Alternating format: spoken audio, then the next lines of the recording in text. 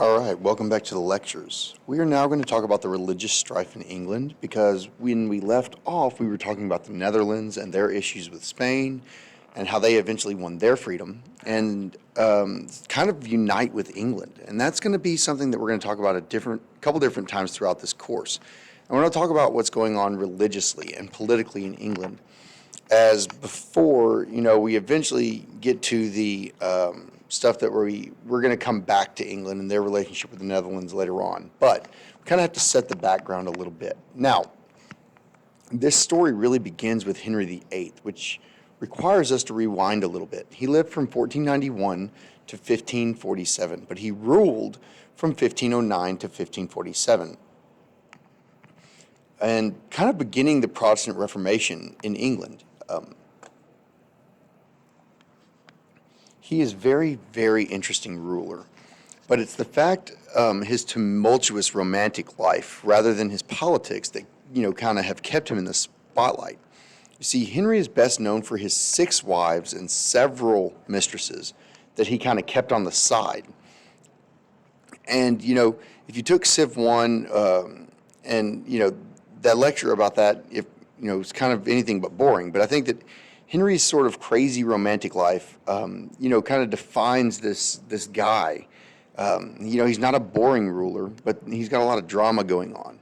And there's a reason why, there's a lot of shows and movies that are made, about his rule and, his desperate quest to both politically unify England and find a healthy male heir. And so those drove him, to have, 2 marriages annulled, to have 2 wives beheaded. He divorced another couple wives, a very chaotic love life that had major consequences on the nation. It left an unstable throne without succession. There's foreign policy implications. Some of the people that are foreigners and some of the nations that they're from, some of the people that he married, they get mad at him. And most crucially, he led to a split with the Catholic Church. And so let's talk about that. We're not going to take the time to talk about every one of his wives. We're really just going to talk about the first 2. Now, Henry takes the throne in 1509, as I mentioned, and he's 17 years old. 6 weeks later, he marries Catherine of Aragon, who is the daughter of the King and Queen of Spain. So that right there should already tell you something really important about the religion. What kind of Christian is Catherine going to be? Obviously Catholic, because she's from Spain. And chances are, and we do know this, that if you're from Spain, you're pretty much Catholic, period. And she is. From the moment he took his nuptials, he's obsessed over continuing his line. He wants a male heir. And so it's going to get really dicey. Catherine is also a widow of his older brother, Arthur. So she's married to his brother, but he dies, and Henry becomes king, and then he marries her. Now, multiple pregnancies and several births that they have, they only have one child that's going to survive, and that's actually Mary. And so she's born in February of 1516, and more on her in a minute. But Catherine remains at Henry's side for 23 years and is thought to maybe be the only wife that he really truly loved. She's a model wife in every respect. She's trained to be this great sort of sidekick to a ruler.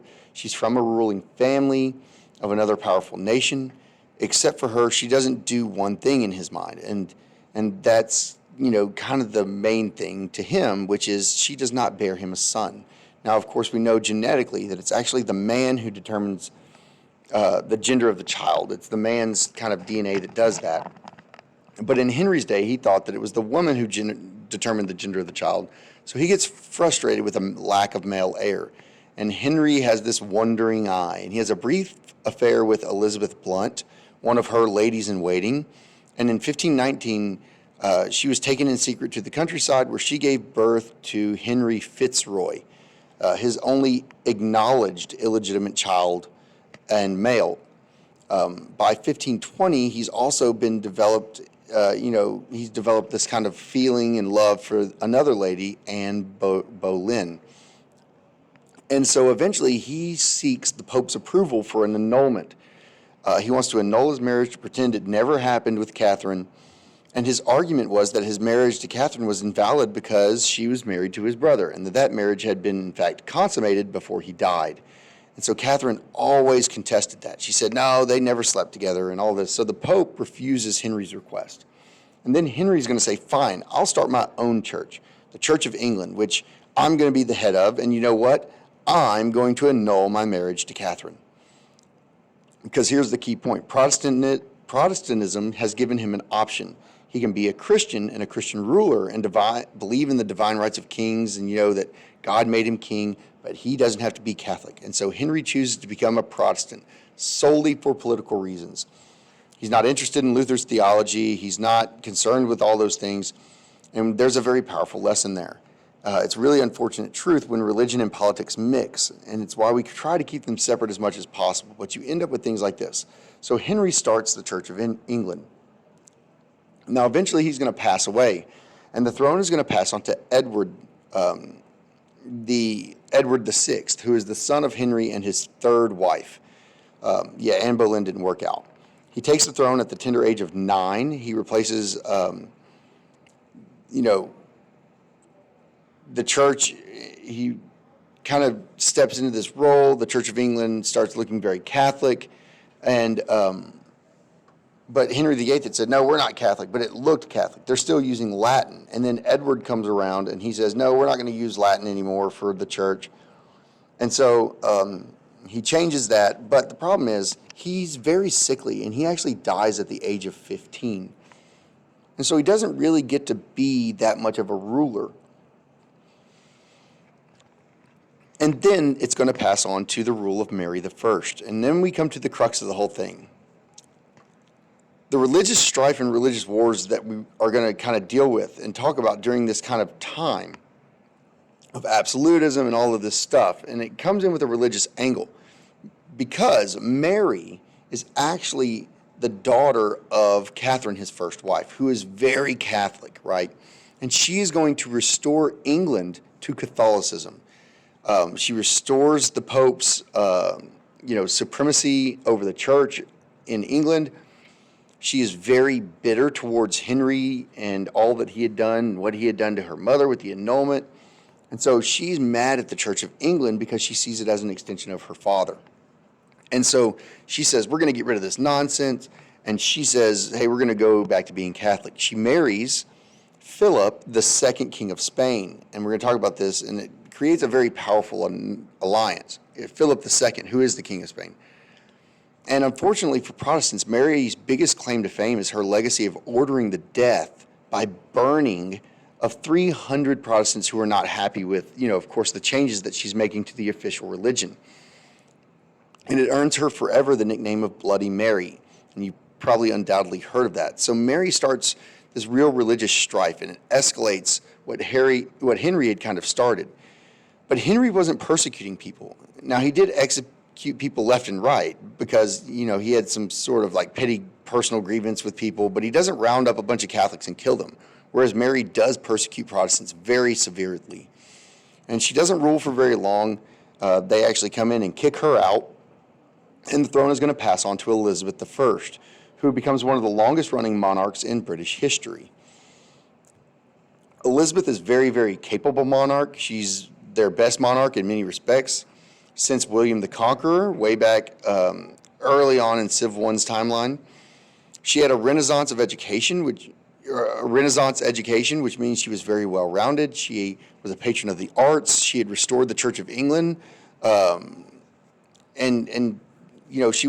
she wanted to have value in religion, but only to the extent that she thinks it can be a unifying force for the nation. She's not a religious fanatic at all. She kind of sees religion as a tool.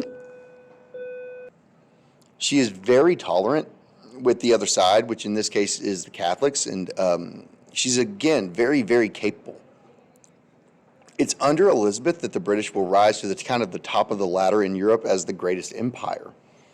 Now, she endorses the work of two gentlemen named John Hawkins and Sir Francis Drake, who are known collectively as the Sea Dogs. Now, we're going to talk about these guys, and this is kind of a fun, kind of crazy. They're privateers. They're pirates. which is just, privateer is a pirate by a different name. And she's going to be like, oh, yeah, I kind of sponsored some pirates, and here's what they're going to do. They're going to try and take down the Spanish, who are basically the most wealthy. They've been bringing all this gold from the Americas over. We're going to talk about in the coming modules. And she says, hey, guys, here's a bunch of ships and a bunch of guns. Go raid Spanish treasure ships. And I want you to get the gold, and I want you to just bring it back. Just steal it, whatever you got to do. And, then you can start some colonies and support them and send troops and food and deal with the natives and all of this, but really that seems like a lot of work. It'd be a whole lot easier if we just steal their stuff, right? And it kind of morally is corrupt, I guess, when you think about it. But the Spanish, they do that. The English are like, to heck with it. We'll just intercept their ships and take the gold from them. And so now she basically sponsored the creation of private government-sponsored pirates. And it's a private business venture, and investors kind of fund and they share in the profit. And the idea is we're going to just hurt the Spanish. And Elizabeth is all for it. And remember that Philip is married to her sister Mary, and he's the king of Spain.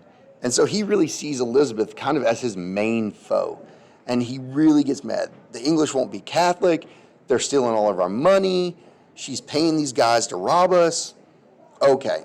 So he prepares a huge fleet called the Armada, and he's going to attack and make a massive invasion of England. And this picture down here kind of gets messed up. I'm sorry. But he prepares this huge fleet. He's going to invade England, return them to Catholicism, restore Mary. But the problem is that they sail up there, and the faster, lighter English ships defeat the Spanish Armada right there in the English Channel in a series of battles. And it really brings an end to Spanish rule in the sea.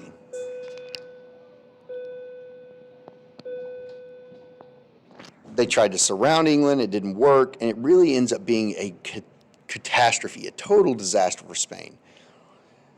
And this is really the beginning of the end of Spanish power, and it really does kind of mark the beginning of that time. And it's also a major win for Elizabeth at the end of the day. And England's going to ascend to the top of the empire, building ranks, and they become a major player in the Americas as well, following the defeat of the Spanish Armada.